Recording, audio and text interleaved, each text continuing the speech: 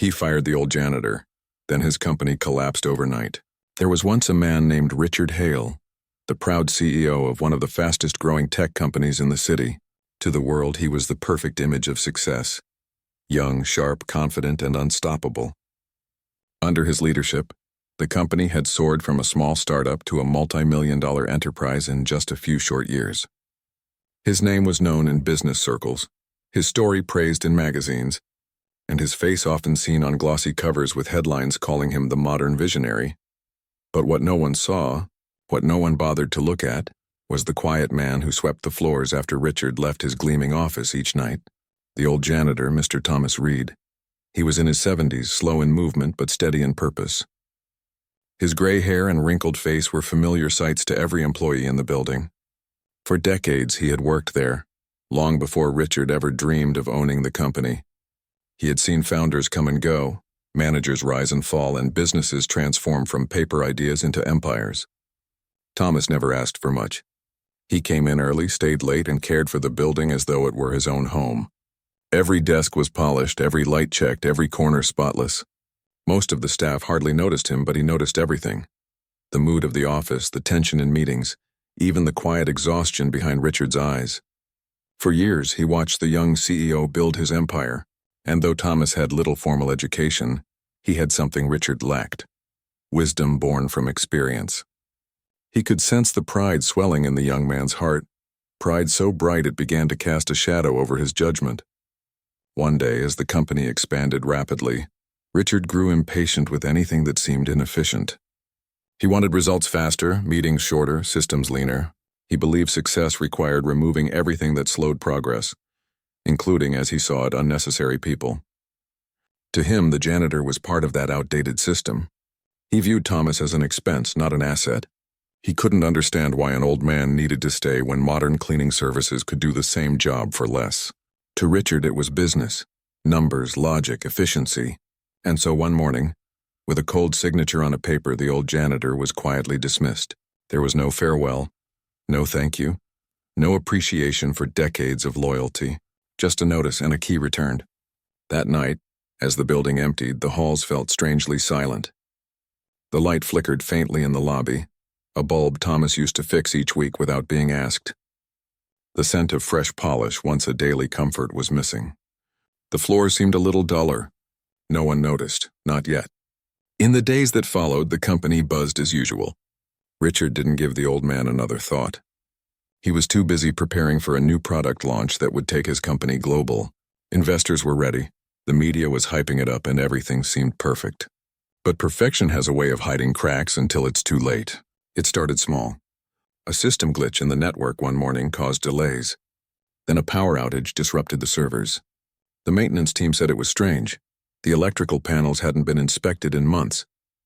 Thomas used to check them weekly, but no one had realized that was part of his quiet routine. Next came a small fire alarm, triggered by dust buildup in the main server room.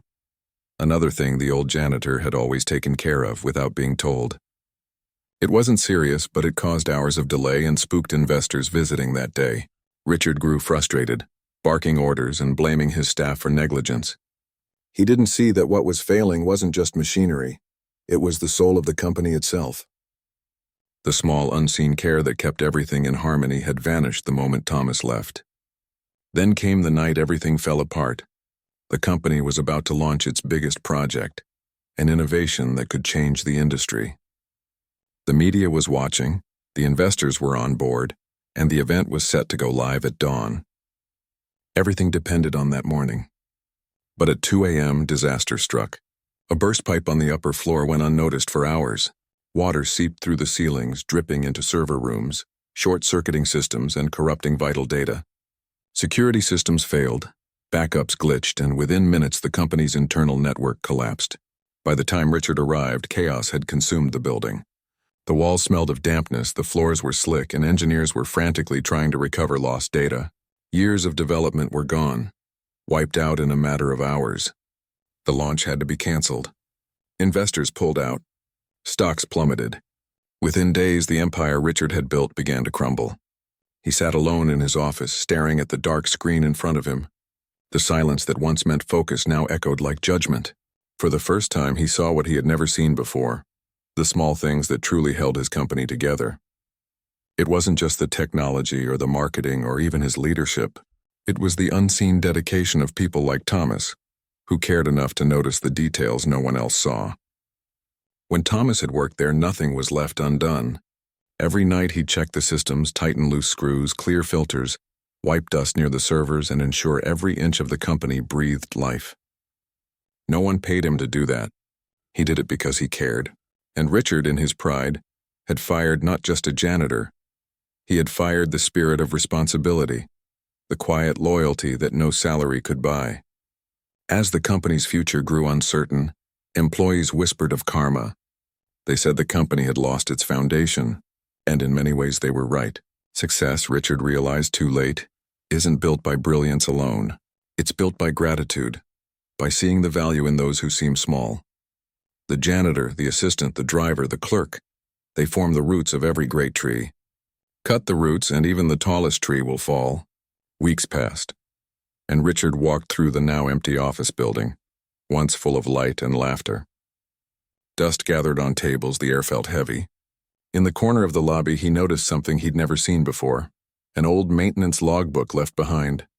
Its pages were filled with Thomas's handwriting. Every note, every small repair, every reminder was written with care.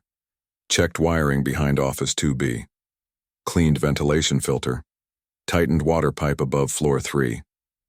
Every day, for decades, the old man had documented his work quietly, never asking for recognition. Richard turned the pages, feeling the weight of every entry. He realized then that the company had never truly belonged to him. It had belonged to all those who had built it, cared for it, and believed in it long before he took over.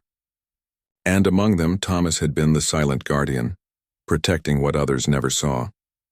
Richard closed the logbook, his reflection faintly visible in the dusty glass. The image staring back wasn't the confident CEO the world once admired.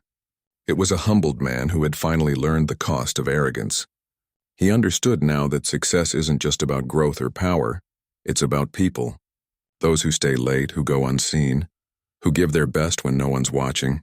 They are the heartbeat of every dream. The following month, the company officially shut down. The media called it an unexpected collapse. Investors called it unfortunate timing. But those who worked there knew the truth. The fall began the day the janitor was fired. Some say Richard left the city after that. Others say he started again, smaller this time, wiser, humbler. No one really knows. But one thing became clear.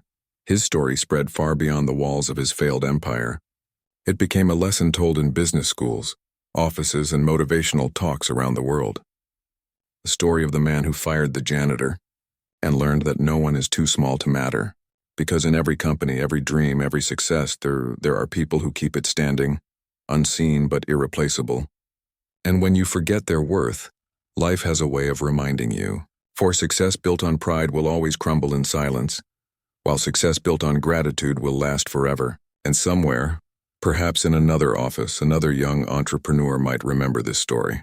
Before they act in haste, before they let ego make their decisions, they might stop and think of the old janitor. The man who was fired, and the empire that fell overnight. Give promote without right side and left side.